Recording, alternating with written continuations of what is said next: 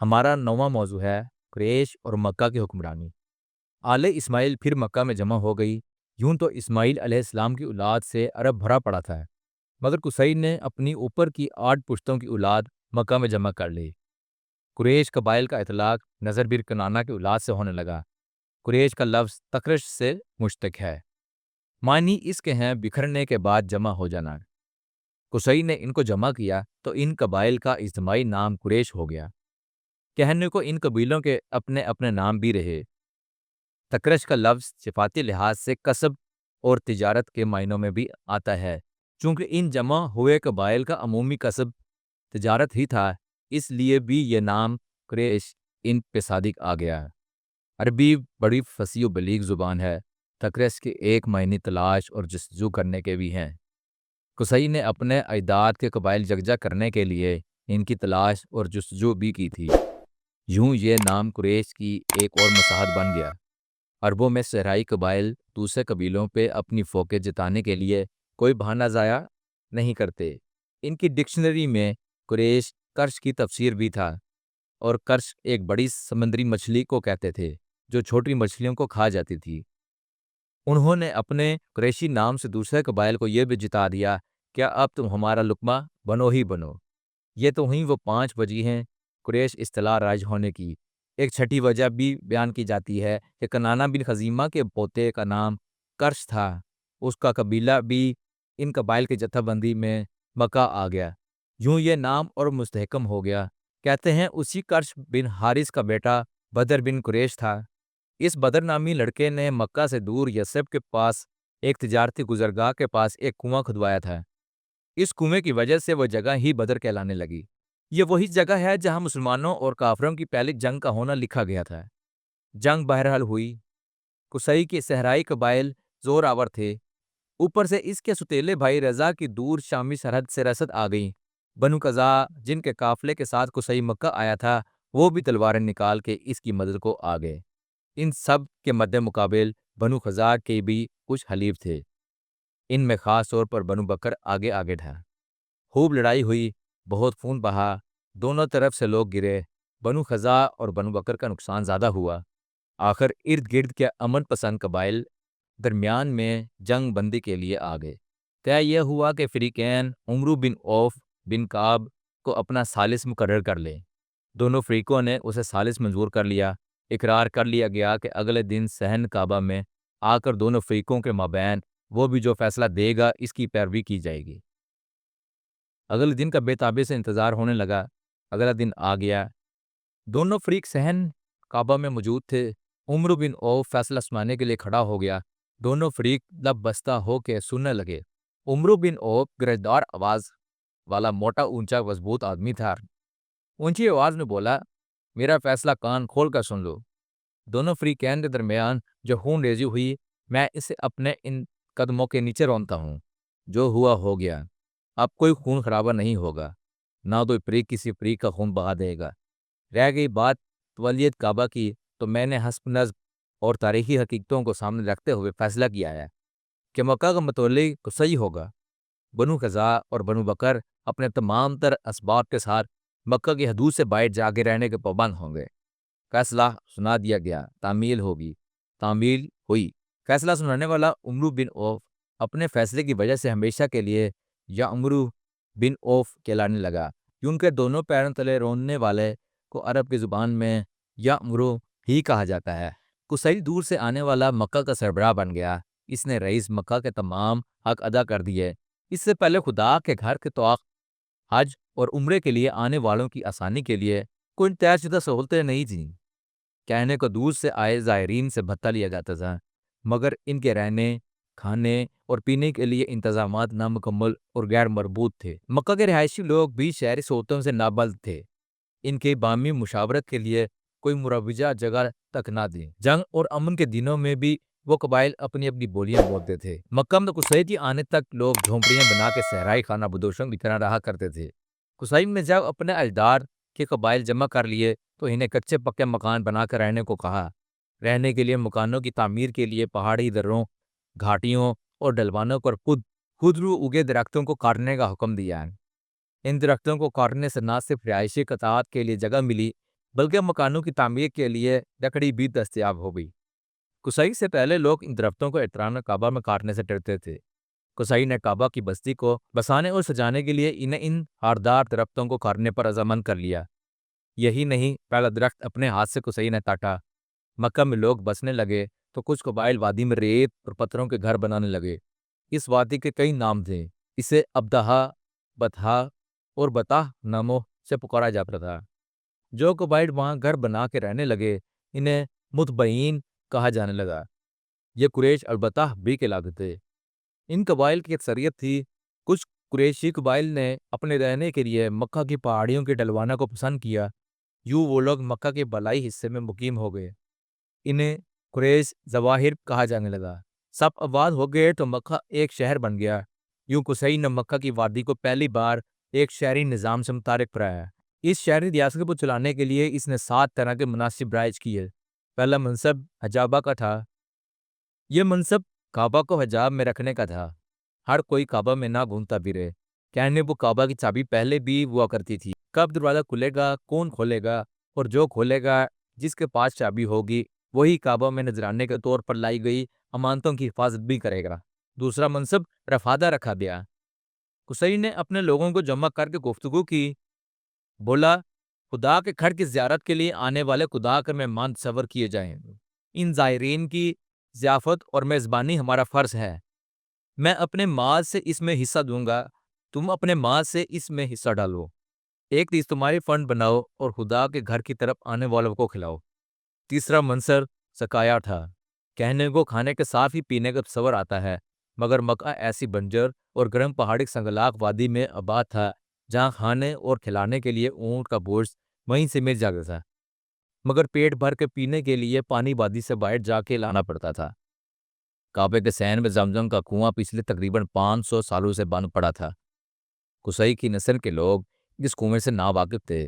انہیں علم ہی نہیں تھا کہ کبھی یہاں خدا کے گھر کو بنانے والے آئے پہلے زائد کی ایڑیوں سے یہ چشمہ جاری کیا گیا تھا، جو شاید بتوں کو اس مقدس جگہ پہ رکھنے کے باعث چھپا دیا گیا۔ زمزم کا کنواں کھلا ہوتا پر شاید زائرین کو پانی پلانا مشکل کام نہ ہوتا، مگر اس کے نہ ہوتے ہوئے یہ ایک کٹھن ذمہ داری لگی۔ قصی نے چمڑے کے بڑے بڑے ٹب بنوائے۔ مکہ کے باہر سے اونٹوں پہ چمڑے کی مشکیں لاد کے پانی لایا جاتا، پھر اس پانی کو چمڑے کے وضو میں ڈال کے حاجیوں کے لیے رکھا جاتا۔ یہی میں ہی اس پانی کو خوش ذائقہ اور غذائی سے بھرپور بنانے کے لیے اس میں کاٹ کاٹ کے خشک میوے خصوصاً کشمش کو ڈالا جاتا۔ چوتھا منصب ندوہ کہلاتا تھا۔ قصی سے پہلے تو مکہ میں کوئی پکا مکان تک نہ تھا۔ اس نے رہائشی قبائل کو مستقل مکانوں کی تجویز دی تو رئیس مکہ کے لیے ایک وسیع عمارت بنوائی جس کا صدر دروازہ صحن کعبہ میں کھلتا تھا۔ صحن کعبہ کے ان دنوں کوئی بیرونی دیوار نہیں ہوتی تھی، یعنی وہ کعبہ کے اطراف میں بنائے جانے والے گھروں کے دروازے کے ناموں سے کعبے کے دروازوں کے نام پڑ گئے۔ قصی نے دار ندوہ کے نام سے جب بڑا گھر بنوایا تو وہ اس کے عہد کے لوگوں کے لیے اجتماعی مشاورت بھی جگہ بن گیا۔ آج کے دنوں میں جیسے پارلیمنٹ کی عمارت ہوتی ہے، ان دنوں میں دار ندوہ کی عمارت یہی فرض پورا کرتی تھی۔ یہی نہیں، مکہ کی سماج کی اجتماعی ترتیبات وہاں منعقد ہوتی، یہاں تک کہ قبائل گھروں کی کوئی لڑکی جو بلوغت کو پہنچتی تو اس کے احترام کے لیے اسے پہلی بار اس عمارت میں لوگوں کے سامنے تحائف پیش کر کے اوڑھنی اڑائی جاتی۔ ویسے تو قبائل مکہ کا ہر فرد وہاں آ جا سکتا تھا، مگر دار ندوہ محفل مشاورت کے لیے جب بلائی جاتی تو قبائل کے صرف سرکردہ افراد جمع کیے جاتے جو عین فیصلوں کے لیے اپنی رائے دیتے۔ وہاں رائے دینے والے سرکردہ چنے لوگوں پہ بھی ایک شرط عائد تھی۔ شرط یہ تھی کہ ان کی عمر 40 سال سے کم نہ ہو۔ بڑے فیصلے امن کے بجائے جنگ کے لیے ہوا کرتے تھے۔ جنگ کی حالت میں قبائل کے سرداری اور علم برداری کا منصب بھی بنایا گیا۔ یہ پانچواں منصب الالوہ کہلاتا تھا۔ قبائل میں باہمی رابط رکھنے اور ایک طے شدہ سالار کے پیچھے تلواریں سونپ کے لڑنے کی ترغیب عرب کے آزاد صحرائی قبائل میں نئی چیز دی۔ قصی نے جہاں اپنے اپنے قبائل کے لیے ذمہ داریاں رکھیں، وہاں آنے والے زائرین کے فرائض بھی طے کر دیے۔ زائرین سے ٹیکس کی صورت میں پتہ تو قصی سے پہلے بنو جرم اور بنو فزا کے سرپن بھی لیا کرتے تھے، مگر ان کی زائرین سے وصولی طے شدہ ٹیکس کے بجائے لوٹ مار اور دھونس دھاندلی زیادہ لگتی تھی۔ قصی نے اصول بنا دیا کہ مکہ آنے والے زائرین اور تاجر لوگوں میں فرق رکھا جائے۔ ٹیکس کی بھی ایک حد مقرر کر دی۔ تمام غیر مقامی لوگ اپنی آمد پہ اپنے تجارتی اثاثے کا 10% مکہ کے انتظامیہ کو دینے کے پابند بنا دیے گئے۔ اس لیے یہ ٹیکس اشر کہلانے لگا۔ یہ اشر دے کر آنے والے جنہوں میں مکہ میں قیام کے دوران کھانے پینے اور رہائی کی مفت سہولتیں حاصل کرتے۔ قصی نے جہاں قبائل قریش کو زائرین کعبہ کے آسائش بہم پہنچانے پہ راضی کیا، وہیں کچھ اپنے قبائل کی فوقیت کے لیے رسومات بھی رائج کر دیں۔ ان رسومات میں سے اکثر کا تعلق اپنے لوگوں کے تن آسانی اور باہر سے آئے غیر قریشی لوگوں پہ مقامی لوگوں کی برتری، نفع آوری اور سہولت کا اصول تھا۔ مثلاً یہ طے کیا گیا کہ باہر سے آنے والے حاجی کعبہ کا طواف صفا مروہ کے درمیان چلنے کے بعد مینا اور مزدلفہ سے ہو کے میدان عرفات میں جائیں گے، مگر میدان عرفات میں قیام کی شرط مقامی قریشیوں پہ نہ ہوگی۔ میدان عرفات پہ وقوف حج کی شرط تھی، مگر وہ اس سے نکل گئی۔ اپنے امتیازی شان بنانے کے لیے انہوں نے باقی زائرین کے لیے تو اونٹ اور بکریوں کی اون اور بالوں سے بنے سستے سائبانوں کو مکہ، مینا، مزدلفہ اور عرفات میں رائج رکھا، مگر اپنے لوگوں کے لیے ایسے کم قیمت خیموں میں ٹھہرنے کی منائی کر دی۔ اپنے لوگوں کے لیے لازم کر دیا کہ وہ کالے بھدے بالوں والے خیموں کے بجائے لال رنگ کے یمنی کم خواب والے کپڑوں سے بنے چھوٹے چھوٹے شامیانے لگا کے ٹھہریں گے، اور اپنے لوگ حج کے دنوں میں گھی کو پکا کے صاف کرنے کی زحمت بھی نہ کریں۔ کچھ رسمیں جو پہلے سے رائج تھیں وہ جاری رکھیں۔ مثال کے طور پر باہر سے آنے والوں پہ لازم تھا کہ وہ خانہ خدا کے طواف کے لیے مخصوص 2 کپڑے مکہ سے خریدیں گے۔